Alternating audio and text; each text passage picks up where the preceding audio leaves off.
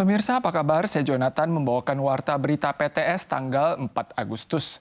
Sebuah alat berat kontraktor perusahaan Thai Power yang diduga dioperasikan saat taifun tidak sengaja jatuh ke lembah saat melewati ruas jalan pegunungan distrik Fuxing, Taoyuan kemarin siang.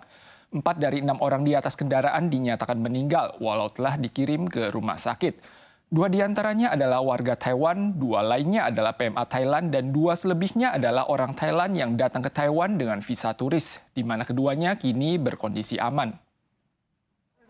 Petugas penyelamat sibuk mengevakuasi korban terperangkap di tengah badai. Alat berat kontraktor yang dikontrak untuk proyek transmisi dan transformasi daya Thai Power ini jatuh dari lereng sedaram 150 meter saat melaju di Jalan Industri Distrik Fuxing, Kota Taoyuan pada siang hari tanggal 3. 4 dari 6 penumpang yang ditangani telah meninggal saat proses penyelamatan. Dalam kereta terdapat 4 pekerja migran asal Thailand dan yang meninggal adalah 2 pekerja Taiwan dan 2 pekerja migran Thailand. 其中有2个是本国人，然后2个是逃逸的行踪不明的移工，2个是由观光签证的移工，2个观光签证的移工目前是正在医院救治当中。 Setelah penyelidikan, Biro Tenaga Kerja Taoyuan menemukan bahwa dari 4 PMA Thailand, 2 diantaranya yang tak berdokumen telah meninggal dunia. Sisanya adalah seorang pria dan seorang wanita pemegang visa turis yang kini dalam kondisi aman. Thai Power menyatakan bahwa proyek rekonstruksi menara jalur ke-7 Taiwan tidak mengutus pekerjaan pada tanggal 3 karena taifun dan kontraktor juga tidak memulai pekerjaan.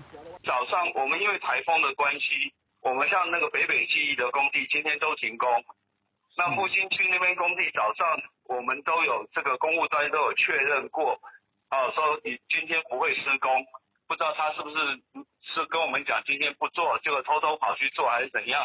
Thai Power menduga ada situasi darurat dalam konstruksi sehingga kontraktor perlu mengutus mobil untuk beroperasi di distrik Fuxing.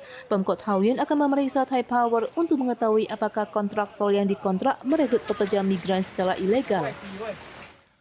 Akibat dampak Taifun Kanun, hujan lebat turun di daerah pegunungan sentral dari kemarin malam hingga dini hari. Akumulasi curah hujan di desa Alisan melebihi 200 mm. Karena hujan lebat, desa Renai di Nantou terpaksa meliburkan kantor dan kelas pada pagi hari. Sungai Lusan meluap dan lumpur mengalir ke dalam hotel. Taman ditutup selama sehari akibat hujan lebat dan banjir. Sungai Talowan di Lusan Nantou meluap setelah hujan lebat pada tanggal 3 malam dan menyebabkan banjir berlumpur yang menutupi jalur menuju area pemandian air panas. Mari kita lihat ke area pemandian air panas Lusan. Hotel ini telah dibanjiri lumpur dan bebatuan yang menyebabkan pemiliknya mengalami kerugian besar. Sementara di Jalan Industri Lising di Desa Renai terjadi longsor akibat hujan deras. Ban sebuah truk yang lewat pun terjebak lumpur. Untungnya pengemudi berhasil menyelamatkan diri. Perkebunan Xingjing juga tidak luput dari imbas hujan lebat tanggal 3 malam, termasuk tempat parkir di pusat pelayanan dan kantor telah menjadi kolam kecil. Selain itu, permukaan jalan jalur 14A menuju Gunung Hehuan juga tertutupi air banjir sehingga perkebunan ditutup selama 1 hari untuk alasan keamanan. 昨天晚上连续的大雨已经造成了多处的积水，也接到了好数次的土石流、黄色警戒。目前我们积极地安排游客安全的离开。 Selain itu, Sungai Chengwen di Arisan, Kabupaten Chiayi juga meluap karena hujan deras. Pohon tumbang juga terjadi di sebagian ruas jalan. Akumulasi curah hujan di pegunungan Kabupaten Chiayi hingga tanggal 4 pagi telah melampaui 200 mm. Tanah longsor dan pohon tumbang telah memengaruhi kelancaran berlalu lintas. Warga yang tidak berkeperluan diimbau untuk tidak memasuki kawasan pegunungan. Taifun Kanun berangsur menjauh dari Taiwan. Walau taifun kini menuju ke Ryukyu, Jepang, namun pengaruh angin barat daya di kawasan sentral dan selatan Taiwan, hujan lebat masih akan turun di area pegunungan dan lahan datar hingga akhir pekan. Taifun nomor 7 tahun ini juga berpeluang terbentuk setelah hari Minggu. Saat ini diperkirakan akan menuju ke Jepang. Sirkulasi periferal taifun mendatangkan angin berintensitas level 9 hingga 10 di Hsinchu ke utara, Kaohsiung, Pingtung, dan daerah terbuka pesisir pantai Taitung. Sejumlah papan toko di kota Taipei tertiup angin. Walau Taifun Kanun telah melemah dan menuju ke arah timur laut, CBB mengingatkan bahwa daerah pegunungan sentral dan selatan harus mewaspadai hujan lebat, terutama di area pegunungan Kabupaten Nantou, Kabupaten Chiayi, dan kota Kaohsiung. Saat ini gejolak tropis di perairan timur Jepang terus berkembang dan paling cepat berpeluang menjadi Lan, taifun ke-7 tahun ini pada hari Minggu hingga Senin depan dan diperkirakan akan bergerak menuju Kanto, Jepang. Walau Taifun Kanun berangsur menjauh, sirkulasi periferal berpapasan dengan air pasang tidak hanya menyebabkan banjir di sejumlah wilayah pesisir pantai, namun juga membawa sampah laut ke dalam jumlah besar dermaga Pitou di Ruifang, kota New Taipei, yang akhirnya menyebar hingga ke daratan. Kendaraan konstruksi terus beroperasi dan mengumpulkan semua sampah karena sampah bertaburan di pinggir jalan dan di pelabuhan. Dermaga Pitou di Ruifang, kota New Taipei menjadi seperti ini setelah diterpa sirkulasi periferal Taifun Kanun dan air pasang. Tanggal 4 pagi, permukaan laut dan jalan di dermaga Pitou dipenuhi dengan ranting, gabus, dan segala jenis sampah seperti botol dan kaleng dalam jumlah mencengangkan. Asosiasi nelayan telah membersihkan hingga menjelang tengah hari sebelum akhirnya mengizinkan kendaraan untuk lewat. Kasus serangan acak terjadi di Gyeonggi-do, Korea Selatan kemarin sore. Tersangka semula menabrakkan mobilnya ke pejalan kaki.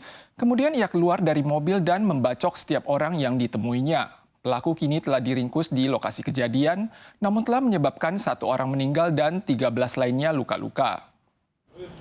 Dari bercadara yang terlihat dapat terbayang gerakan pelaku dan kepanikan korban saat pembacokan terjadi.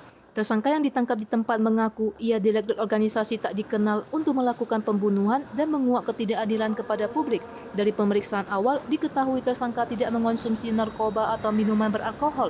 Menurut laporan media, tersangka berusia 20-an tahun yang bekerja sebagai kurir ini memiliki masalah mental. Pada tanggal 3 malam di sebuah mal di Gyeonggi-do, pria bermarga Choi yang berusia 23 tahun menabrakkan mobil ke pejalan kaki di trotoar. Setelah mobil tidak bergerak, ia masuk ke mal dan mulai membacok orang secara acak.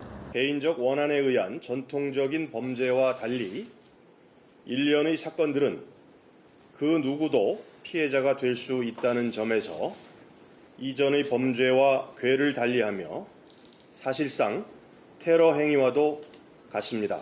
Belakangan ini, banyak masyarakat Korea Selatan yang merasa was-was saat berjalan di tempat umum.